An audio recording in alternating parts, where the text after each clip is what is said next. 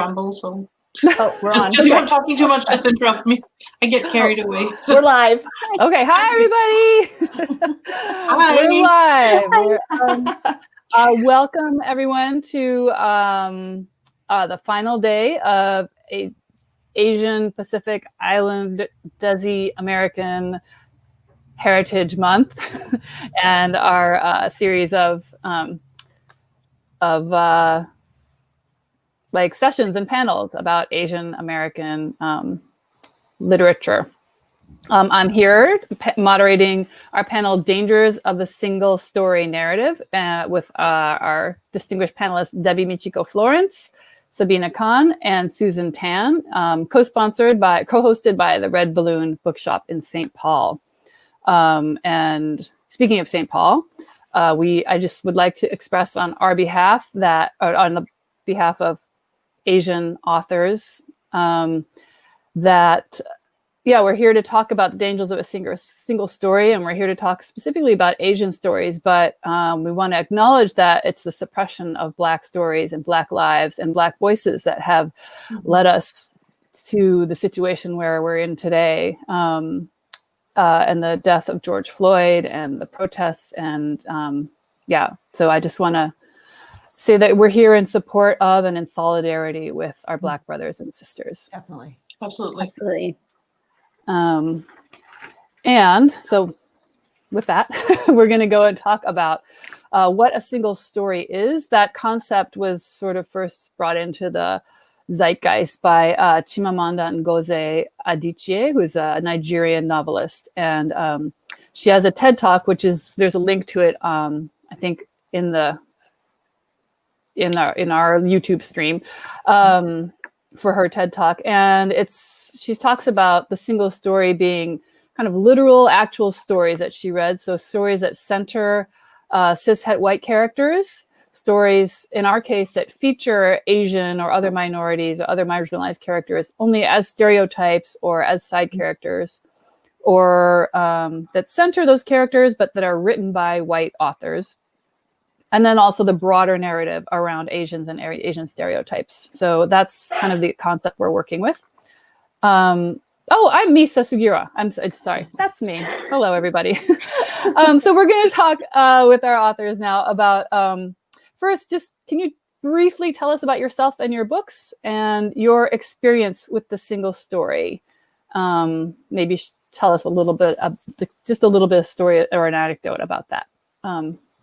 And whoever wants to start can start. All right. We're all just going to sit here.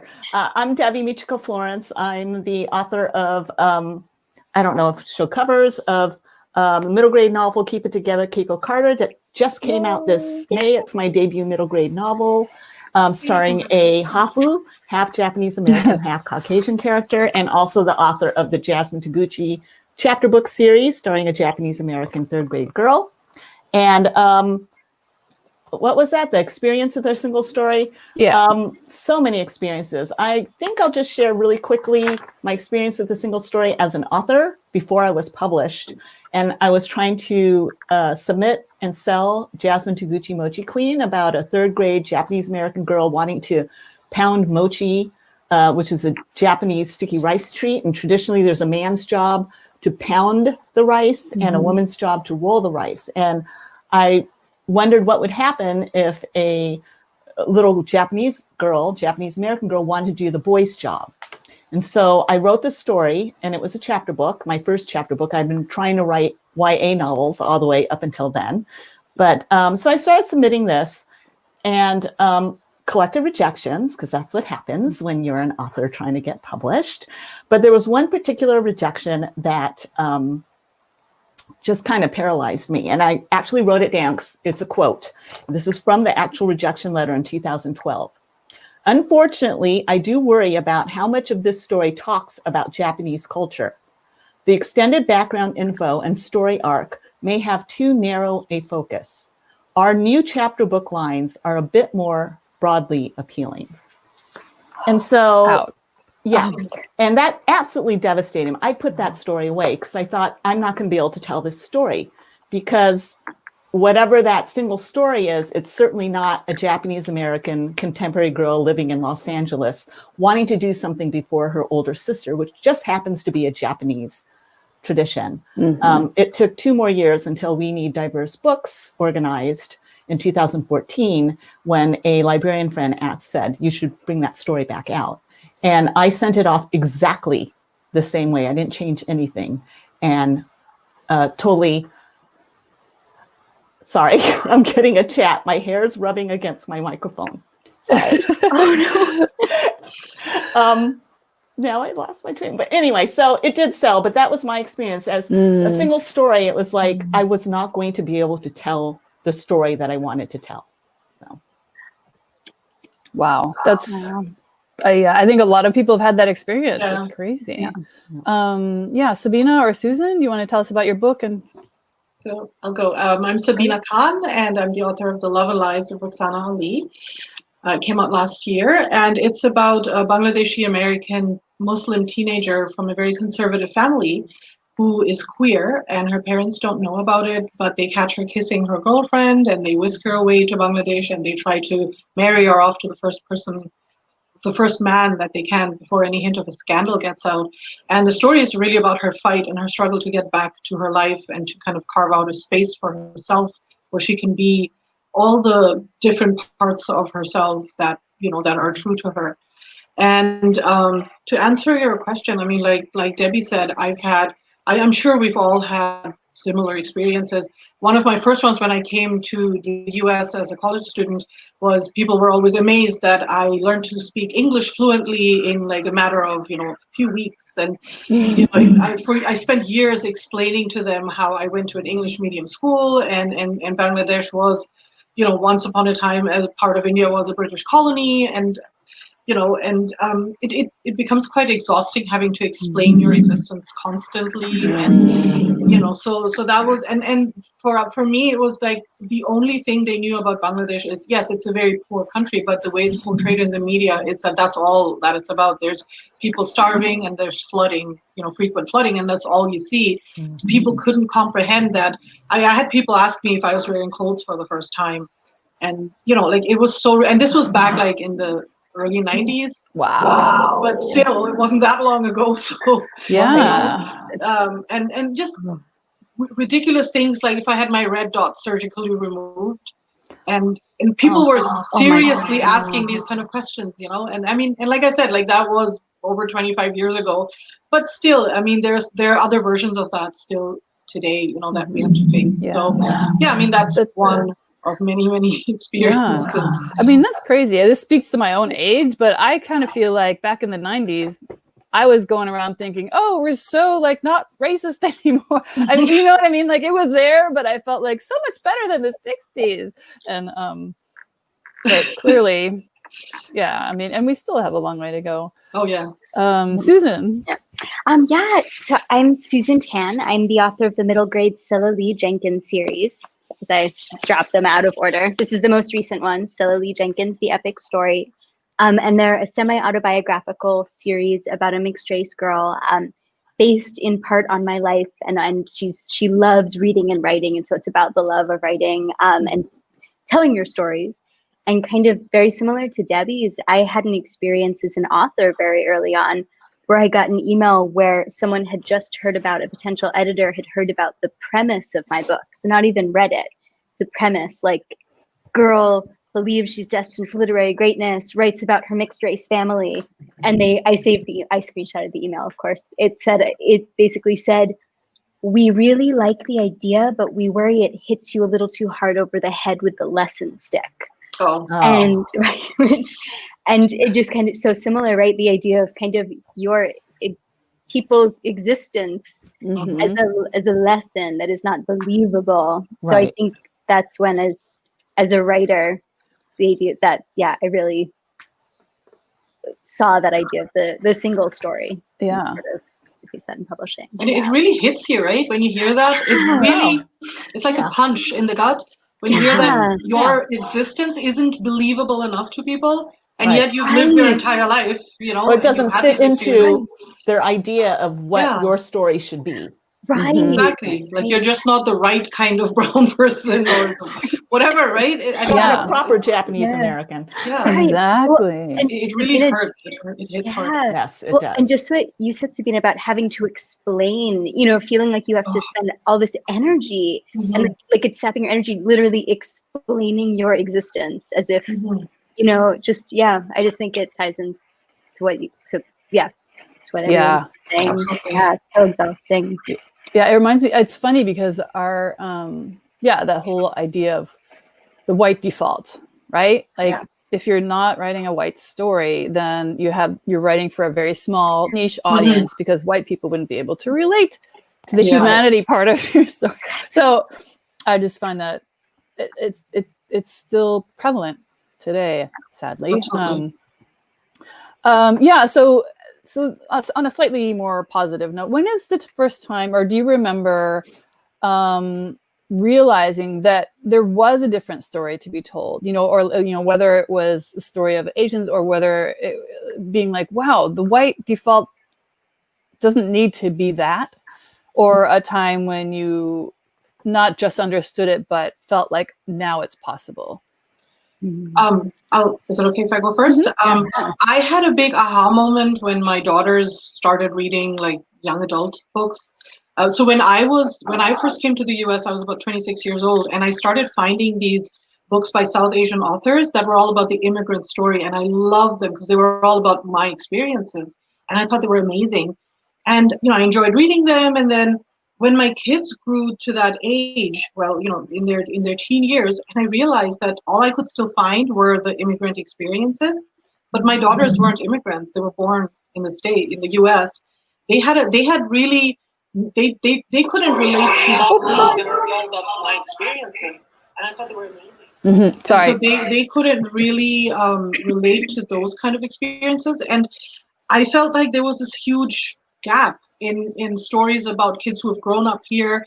The families are immigrants. They have different experiences at home. Sometimes they live these sort of dual lives, where they're somebody else at home, somebody else with their friends, and there weren't any stories about that. And so I think like even back in 2014, just before the We Need Diverse Books movement started, it was hard to find stories written by written by authors of color about their the teens' experiences, right? So for me, that was a big kind of realization that we need to see those kind of books for this generation of young adults. Yeah.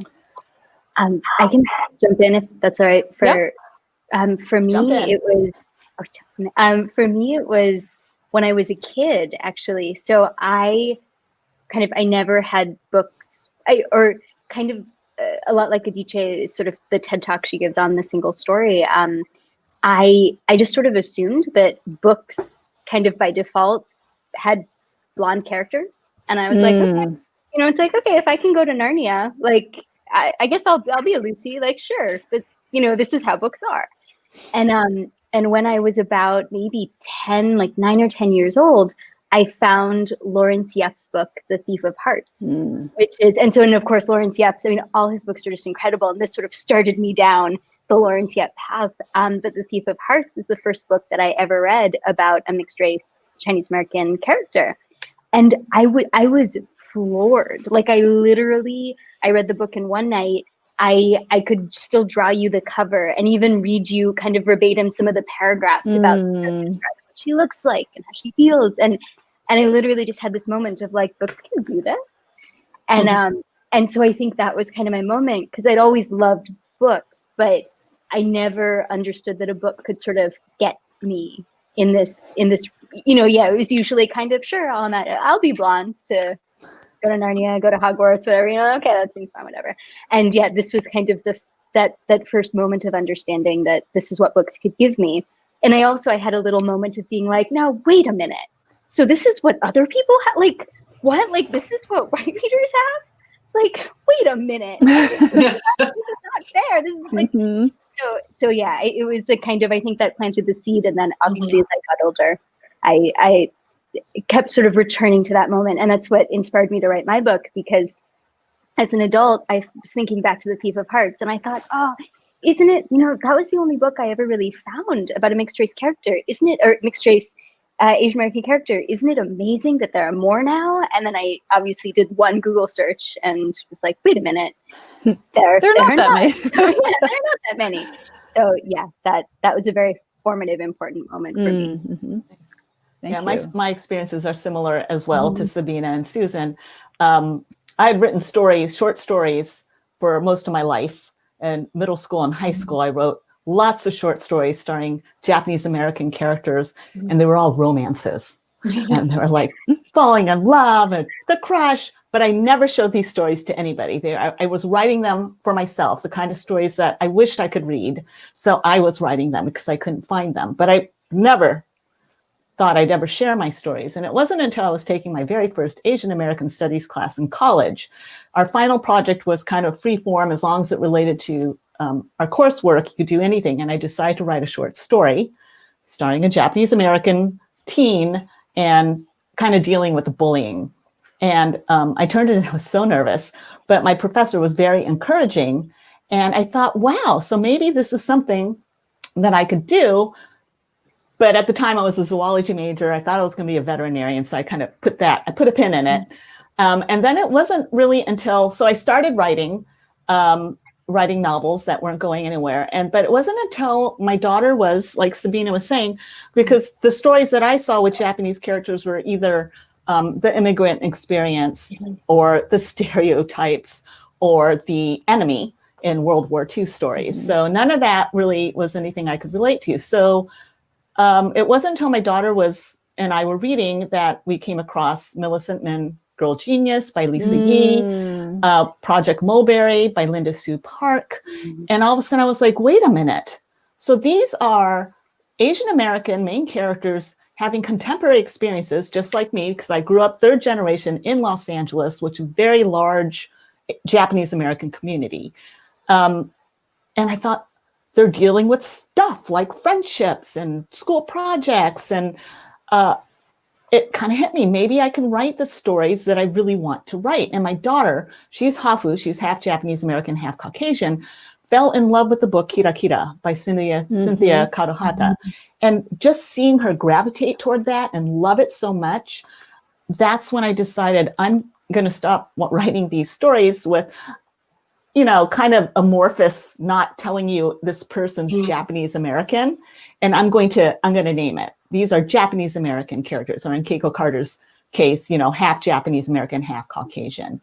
And that was the first time I really realized it was possible and that I was going to do that. Yeah. I know. Well, I'm so glad that you all did. I love your stories.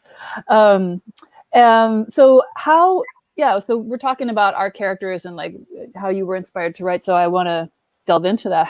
In what ways do your characters present a different story? And were you, I think you must have all have been conscious about writing against that single narrative, but like, what aspects were you trying to flip or reveal, or, who did you imagine as your audience? Just anywhere with that. I'll just go first. So with Roxanna, she's a Muslim and she's queer, so that already just blows up, the whole model minority myth, sort of. So just her, like, I wanted to write about, like, I was inspired by my daughter, as like I've spoken about this a lot, so I won't repeat myself, but just I wanted to, first of all, for people to know, yes, there are queer people in the Muslim community. They exist and they have lives and they have relationships, and yes, they have struggles. In this particular story, she comes from a conservative family, but again, just to connect it to our topic today, this is just one story about one queer Muslim girl. There's 100 other versions of a story, of someone like this, and I just wanted to show how, she, even if she comes from a conservative family, people change. Like, people don't have to, like, someone like her doesn't have to sacrifice her family and her relationships just to be who she is. There is a way to bring them together. And yes, it's not an easy way, and sometimes it's not possible. In my story, I wanted it to have a happy ending. I was really focused on having that happy ending. But some stories don't have happy endings. Some stories about people like Roxanna don't have happy endings. And I think it's just important for people outside our community, outside the Muslim community, outside the queer community, to see that this is what somebody faces and this is how they sometimes have to deal with it. And they're sort of getting a lot of pressure from both sides. It's from within their own family, but also from their friends who are not in their community at all, who don't understand why this is such a struggle. Like her white friends just don't get why she can't just walk out and just, if her family is being so awful, why doesn't she just leave them? I've had a lot of white readers ask me this. Like, if it was me, I would just walk out. Why did she stay with them? And I try to explain to them it's not that easy. It's a cultural thing, it's not, she loves her family. She also understands, having grown up, with her family and having, has some relationship with her grandparents and other family in Bangladesh, that this is not yet very common. So people have, the older generation may have a much more difficult time coming to terms with something, like her being queer. And while, obviously homophobia is awful, it's rampant in this community, but it's also rampant in other communities. It's not just, South Asian Muslim communities, it's everywhere. And I just wanted this story to sort of open people's eyes maybe to what someone is going through, maybe somebody they know, or or even if they don't, just for them to think about people who are going through these kind of experiences and fight back and choose to fight back and stay true to their own identities. So so that was, for me, that was important while I was writing. Well, I just want to, I'm getting an echo. Okay, I just want to say something to Sabina. The fact that white readers were saying to you about your character, why didn't she just leave, just brings to the forefront how important it is for the whole own voices, representation matters. Absolutely. Because that's something that only somebody who has had that experience could write in a really authentic, honest way. You can interview people or ask them questions, but just because if you don't ask the right questions, you don't know what you don't know, right? Yeah. So in that sense, yes, you're telling an authentic story. And for people to question, I mean, it's okay to ask. I think it's okay to ask. And that way you can educate them, or it's not our job, but you know what I mean? That for them to ask, and for you to be able to answer that, I think it's really important. Absolutely. I kind of forgot what the question was. So in what ways do your characters present a different story? Like, how are you writing against that single story? Right. So I do want to say that something that came to mind was, and if I have the wrong person, the wrong author, and the wrong book, please let me know. But I remember when, I think it was Sandhya Menon who wrote When Dimple Met Rishi. Yes. And when she announced her follow-up book, and she got some pushback from social media saying, you already wrote a rom-com with 2 Indian characters. Really? And I was like, what? Nobody ever says to a white author, you already wrote a romance with white characters. You already wrote a thriller with a white detective. And it kind of just blew my mind. And so for me, I think I'm writing against the notion that you can only write one story once, right? So in Keep It Together, Keiko Carter, she's Hafu. She's half Japanese American, half Caucasian, but the focus of the story is about middle school and changing friendships and first crushes and all the emotions and turmoil that comes along with that. And she is half Japanese American, half Caucasian, and she embraces her Japanese American heritage. And the things she says and does comes very much from an authentic place of being raised in that culture. And one of the things that I struggled with was the whole there's a thread of microaggressions throughout the book. And I've had some pushback on it in earlier drafts from some readers saying, oh, that's horrible that that character would say things like that. But it's true. And in the past, when I experienced any kind of microaggressions or even racism, I would talk to my community, other Asian Americans, right? So that person asked me where I'm from or what I am, and then I talk to you all, and you're like, yes, because that happens. But then recently, I'm going to say in the last 5 or 10 years, I started telling my white friends these stories.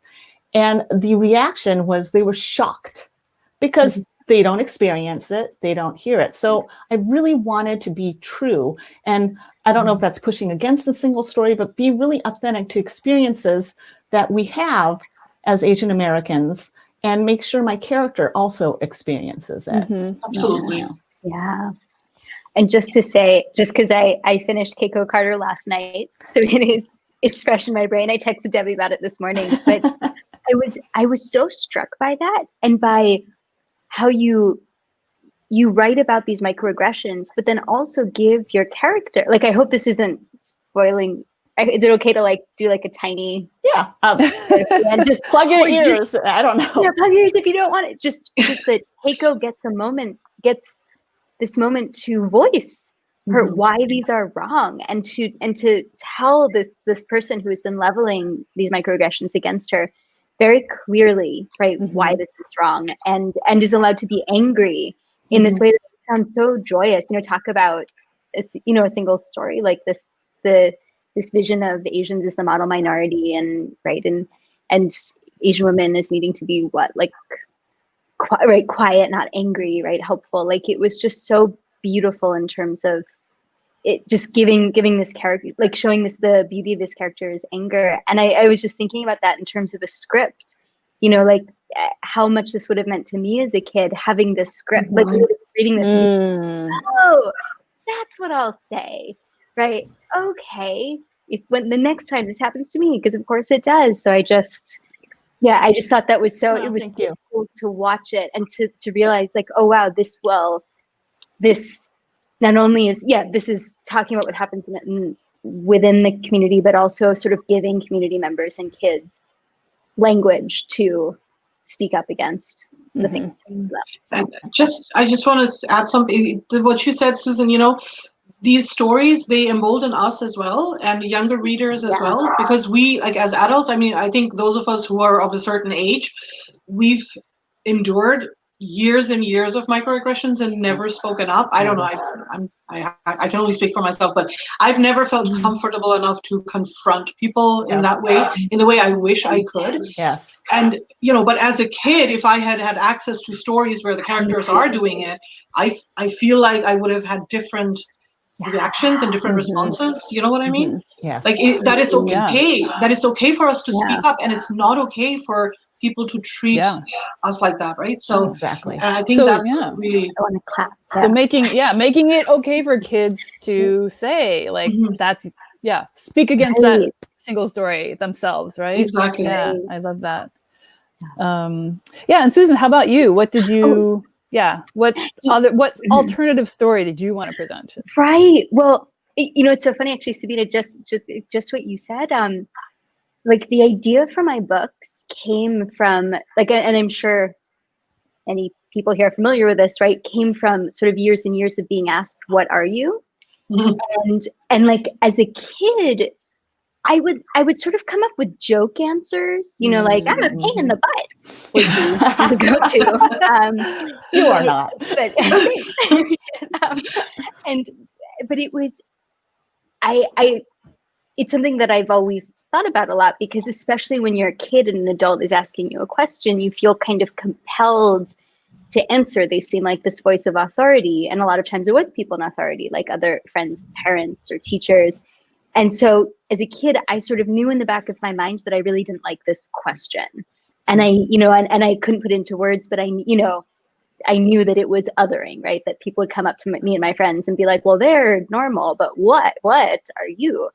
And so the idea for the whole solo series came to me when I one day was just thinking about that and getting upset about that and thinking, what do I wish I could have said? And as an 8-year-old, was I going to be able to explain, or what's the response I want? And it basically just popped into my head, a child who's really young who's asked this question, who sort of misunderstands it or purposely misunderstands it, and then in doing so gets to reclaim it. So Scylla, the character, thinks she's destined for literary greatness because a woman, when she's about 4 or 5, says, "What are you?" And she's like, "Oh my God, this is destiny. Like, this is my shot. What do I want to be? And she's like, a future literary genius.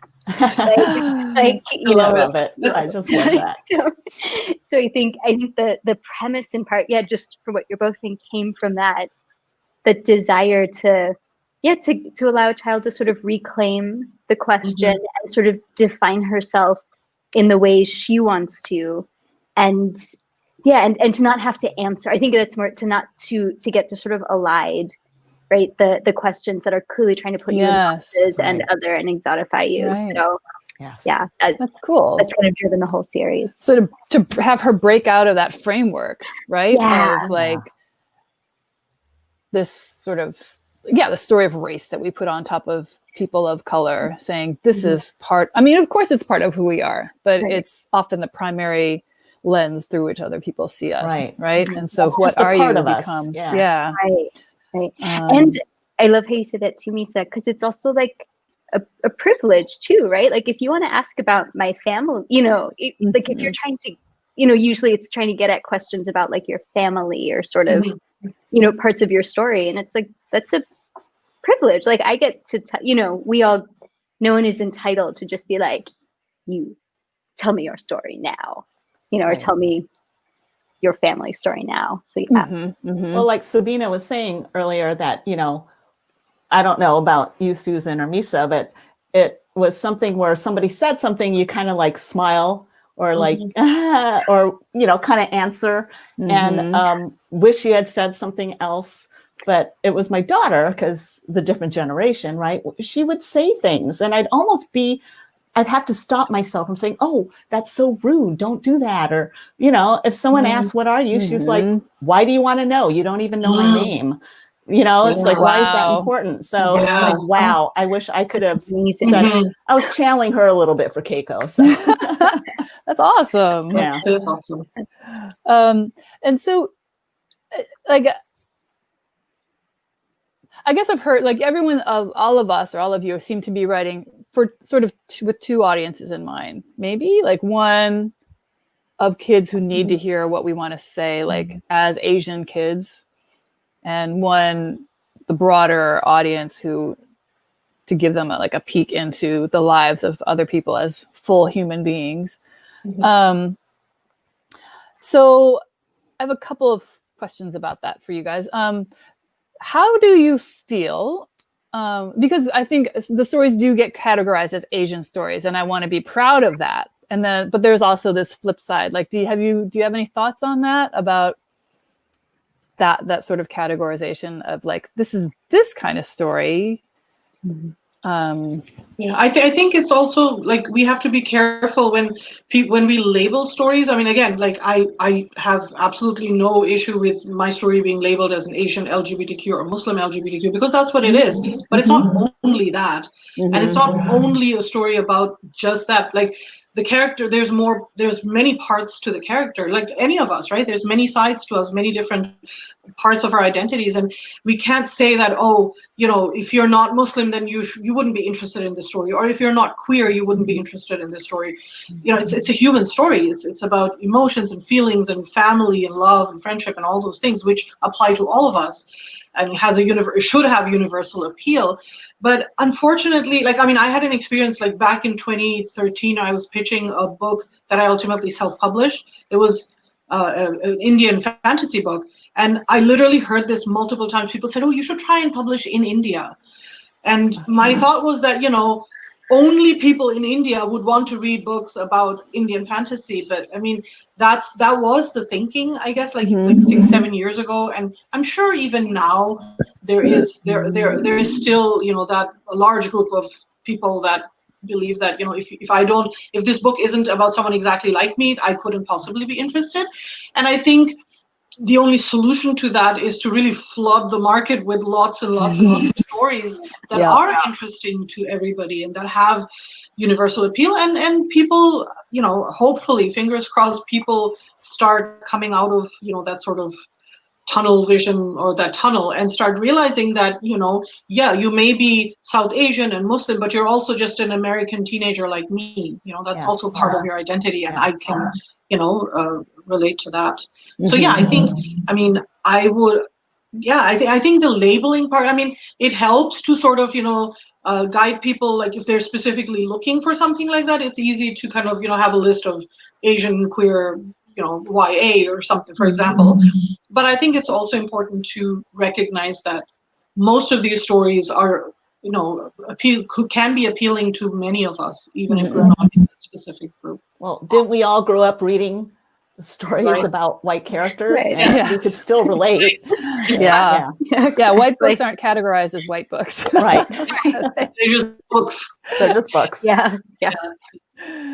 So, yeah. Do either Susan or Debbie have anything you want to add, or?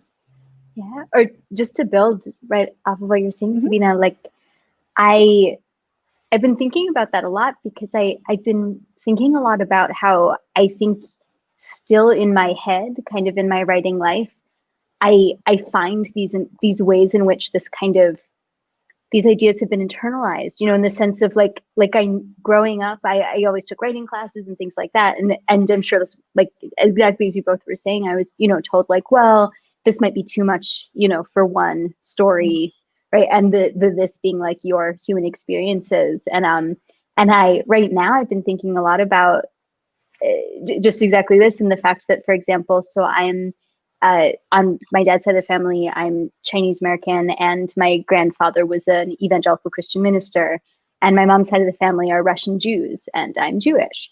And I've always wanted to just write a story about a Chinese Jewish kid just living in the world. And it's fascinating to because every time I sit down to try to do it, it's like those internalized voices are like, this might be too much for one story. And as if you can, as I've been told by sort of so many people kind of along the way, like, well, maybe you should just write a Jewish book and a Chinese book, and and so I just so agree with everything you're saying, Sabina. Like I feel like it's something that I still, that I'm glad in so many ways, right, to have books labeled as a resource. Like it's really amazing when I know that Asian kids can find like our books and read them. But yeah, I feel like that labeling is still something that I'm also kind of really interrogating kind of in myself, in my writing. Yeah. I think it's, I don't know, there's a lot to unpack there. So how about characters and stories that do conform to the sort of larger narrative? This idea, for example, Sabina, there's the broad narrative of Muslims are homophobic, and very harsh, and I have an Asian mom in one of my books who's she's definitely an Asian mom. How do you tell me about any characters you have or that you've read about that seem to conform to that, that sort of broader narrative? And I guess that's what I was going to say, the subtext or the sub structure of this question has to, like, stereotypes versus archetypes, or, when you want to show something, this is a truth. But then there's this stereotype where they coincide and stuff. I'm really glad you're asking that, because since my book has come out, I've been, thinking about this a lot and engaging with readers and critics also. So the way I look at it is, I don't want to pretend that the ugly side of my community doesn't exist, because it does. Every culture, every community has a side that we're not proud of, and homophobia is a big one right there that I'm not proud of at all. And the thing is that it's like, if I'm writing young adult contemporary and I don't mention, and that's not part of the story, then I'd be writing a story about this girl who comes out to her parents, and her parents just throw a big party because they're so excited that she's queer. That would be lovely and that would be amazing, but that's not the reality. So that would be, at this moment, I think that would be more of a fantasy. It's more realistic that they would not initially accept it. In this particular story, their behavior is very extreme, but not unrealistic, and worse things have happened to teens who have come out to their parents. outed, worse than what Roxanna went through. So this is definitely not, outside of it, the realm of reality or whatever.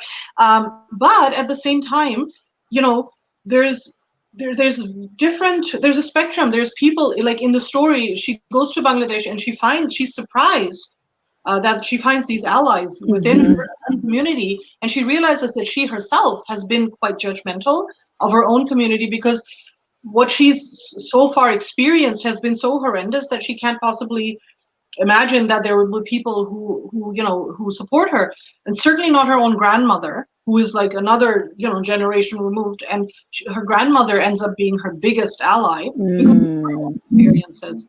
The grandmother isn't queer, but she's suffered some abuse, she's had some hardship, so she understands what it's like to not be accepted, and you know what I mean.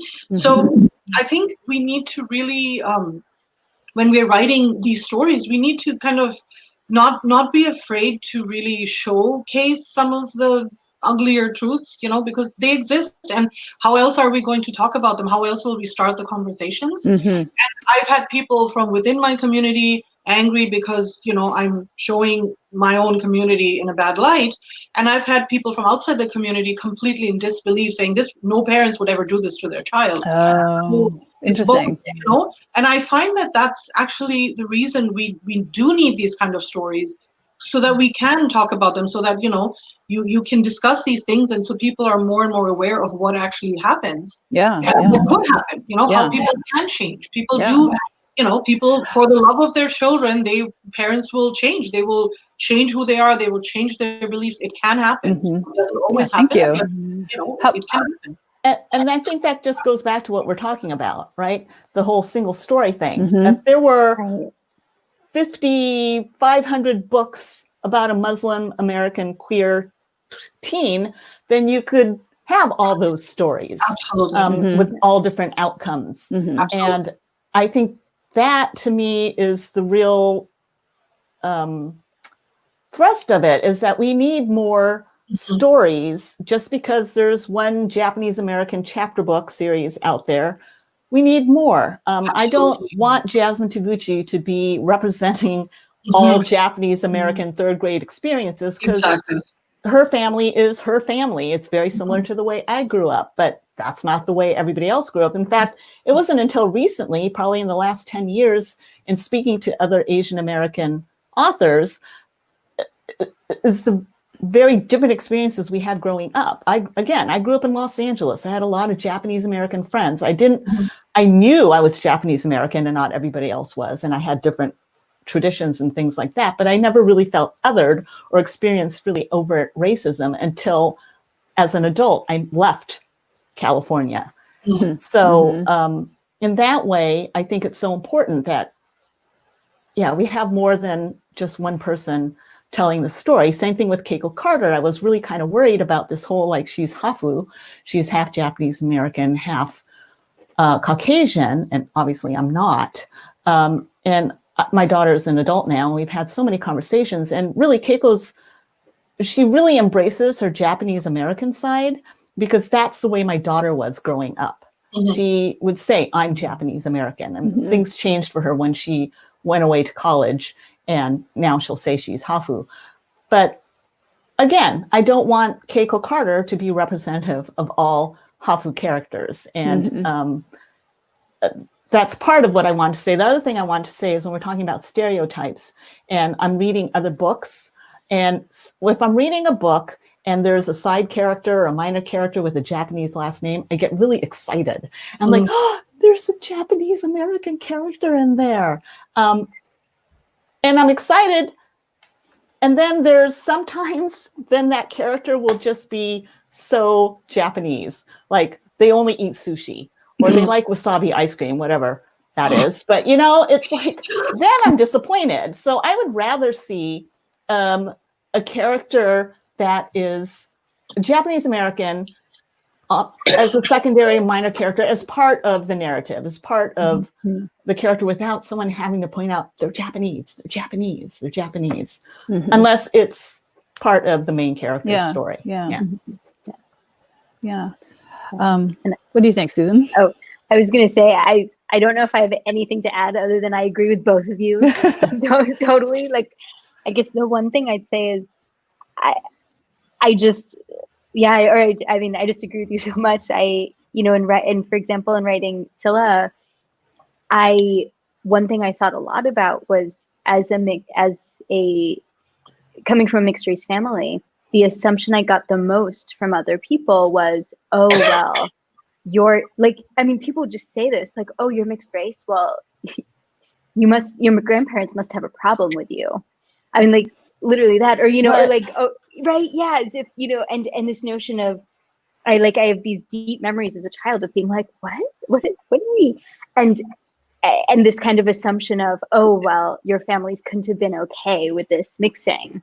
And, and here you are, like this sort of marker of that. And I just, in writing Scylla, I have this amazing editor, Connie Shu, and she and I talked a lot about this because I did want in the story there to be some conflict between the families, but not conflict in terms of like seeing the world coming from very different places and sort of having a great deal of care, right? And each side sort of misdirecting that care and have, and yes, like having a vision for their children's futures that involves them marrying like some of a similar background, but in a way that was nuanced and that showed adults' capacity to sort of step it up and change and leave those ways behind. And I just thought a lot about that because I had this real struggle with like, no, I can't write this because this is a stereotype that I like was, experienced as a kid. And I just really, talking about like the need for more stories. I think that was one of those moments when I so appreciated what it means to have an Asian American editor or an editor of color, right? Who can step in and say, I see your concern. We're going to work on this together. Like I see where you're coming from. Let's talk it through together. So I love that. Yeah. So I just want to say to anyone who's watching, we're going to open it up to audience questions. So if you have a question for Debbi or Sabina or Susan or, generally, feel free to type those in right now. So while we're waiting on some of those, I'm just going to ask you another one. Kind of similar questions, but have you had, and a couple of you have already addressed this, complaints about your characters or your stories not being like, quote, authentic enough or conversely too authentic, like too stereotypical, like it could be within the community from without, like, so, for like example, I had a Japanese American publication review my first book, which was about a Japanese immigrant family, or the parents were immigrants, and that publication said, well, we don't like the mom in this book because she's a stereotype. And I was like, so, that's the thing, like, we don't want to promote that stereotype. I think kind of like Sabina, you were saying, but I was like, but that was like 100% my mom. Right? Oh no. Yeah. So I don't know. So like, she's an actual real person, and she's like, yeah, maybe a little bit bigger than life, but that's sort of how fiction is, So Right. I'm wondering if you've had experiences with that and how you've dealt with it, and we're gonna go like zip through this because we do have a couple of questions coming in. So I have not yet had any pushback, not to my face or directly to me. So okay. no, I feel lucky. Yeah.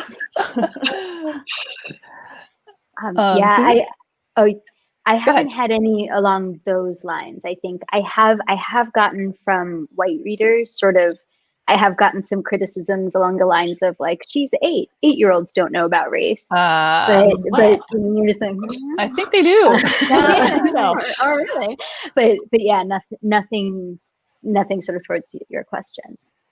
Okay, thanks. Okay, I'm trying to read through these questions. So we have how do you see the single story with parents and elders, especially with what's happening, anti-Blackness in writing? I'm guessing that's a question maybe more generally.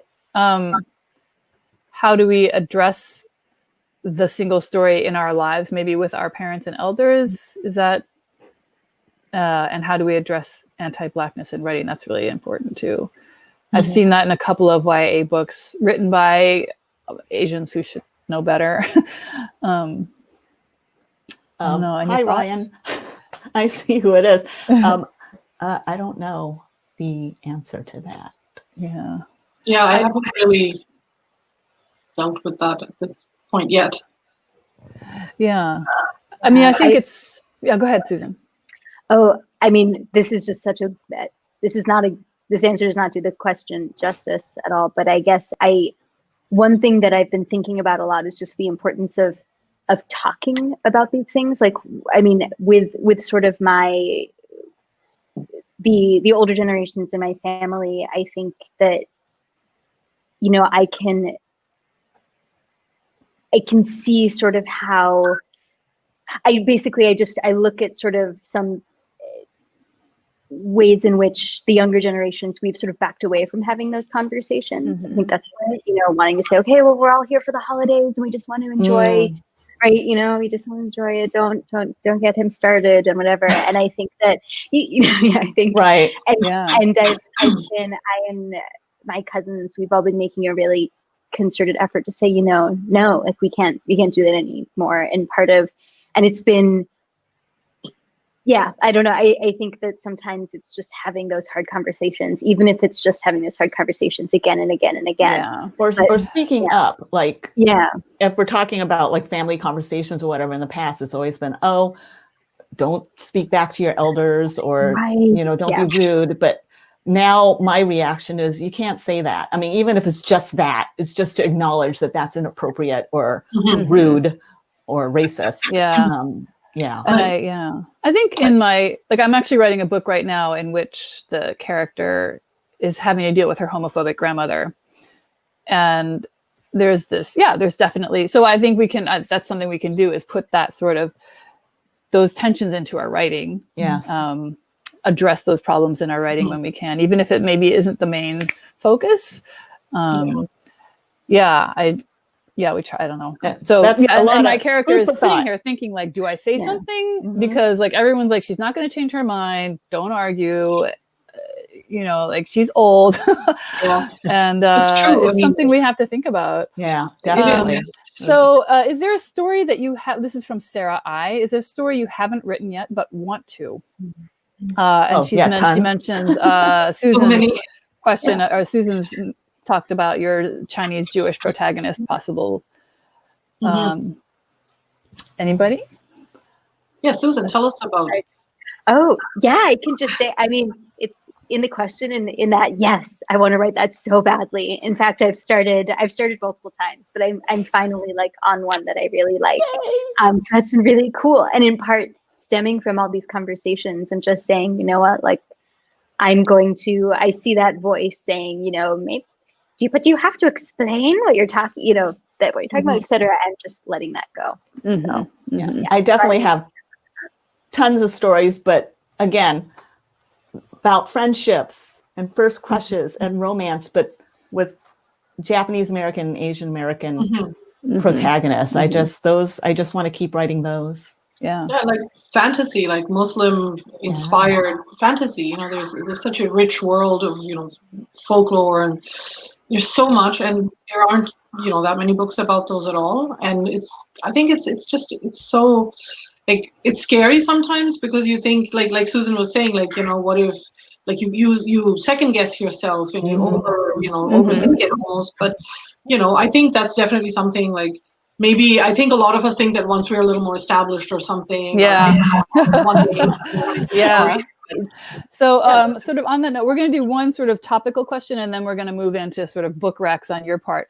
Let's see. Aram Kim mentioned, she says, do you feel pressure about the potential of having to represent certain groups? And we've all addressed this, but like, and we don't want to have to do that, but do you feel that pressure ever? And you can say yes and like a quick explanation, or no. And I definitely do. But then when I'm writing, I try to make sure that doesn't define my writing or control my writing too much. But yeah, definitely the pressure is there. Yeah, I don't want people to read my stories and say that's representative of how Japanese Americans. That's just representative of that character written by me. And so that's how you deal with that pressure, kind of just know that it's your own. Yeah. Until someone starts yelling at me. Yeah. And Susan, same thing. Is that what you're? Yeah, very much the same. And I'll just say I was really inspired. I've just forgotten the name. With Laura Jean. What's the? Jenny Han, Jenny All Han. the Boys I've I've Loved Before. All the Boys I've Loved Before. Yeah. I forgot. Love that book. But I was just so inspired by her quote about when studio execs wanted her to make Laura Jean white, and she said, "No, her soul is Korean." And I just like that. I've been trying to use that just as because it's I think we all that pressure. I'm trying to use that to just to sort of as a guide and cool. Okay, we have just a couple minutes left. So if do you have what book recs? Either something you're reading right now that you love, or a book that you think would be great to combat the single story. In light of what's going on right now, I absolutely loved and want to recommend The Only Black Girls in Town by Brandy Colbert. Okay. The Only Black Girls in Town by Brandy Colbert. Okay. Yes. I have two. One is Zat's Park, The Perfect Escape, and the other is More Than Just a Pretty Face by Saeed Masood. Can you bring those a little closer to the camera? Okay. Thank you. Yeah, I really enjoyed them both, and those are my recs for today. Thank you. I've been reading a lot of graphic novels, so New Kid by Jerry Craft, and also Superman Smashes the Klan by Jingluen Yang, which I just finished. Just thinking of the single story, like this portrayal of a Chinese American family, and the ways in which certain members of the family do utilize the model minority myth and anti-blackness and sort of this desire to fit in, it's really, I just think it does such a good job of sort of looking at those dynamics and then imagining how within this family, right, they encourage their relatives to change. It's a really great book. Cool, thanks. And I want to promote anything by Jason Reynolds. Read it, especially in today's in light of what's happening today. Min Lei, I wrote it down. Green Lantern, Green Lantern graphic novel series, because we don't have enough Asian American superheroes out there. I cried at the end of that book. Yeah, it's like he's awesome. And then sort of on the same line, Not Your Sidekick series by C.B. Lee, featuring a queer Asian superhero, which is awesome. And Katie Zhao was supposed to be with us today, but couldn't make it. And so I want to make sure we let everyone know about Katie Zhao's middle grade fantasy Dragon Warrior, about Chinese American kids who are responsible for defending the world against the demons who come through and attack. So we have just a couple minutes left, so we can. I want to say thank you. Say something. What you're going to say? Tell us about your books. Oh gosh, yes. My book is This Time Will Be Different, by me. It's about a girl who's learns to speak up and knows and change history. I guess she thinks she's not fitting into the model minority myth and realizes that she doesn't have to. I absolutely love that book, by the way. I recommend it all the time. Thank you.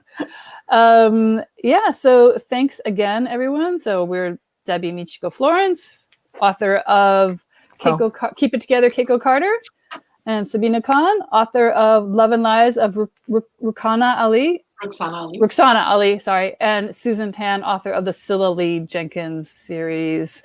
So thanks again, and I don't know. Goodbye, everybody. Thank you, Misa, for being such a great moderator. Thank you. Thank you. Bye. Thank you. Bye. And we can just sit here and wave, I guess. All right.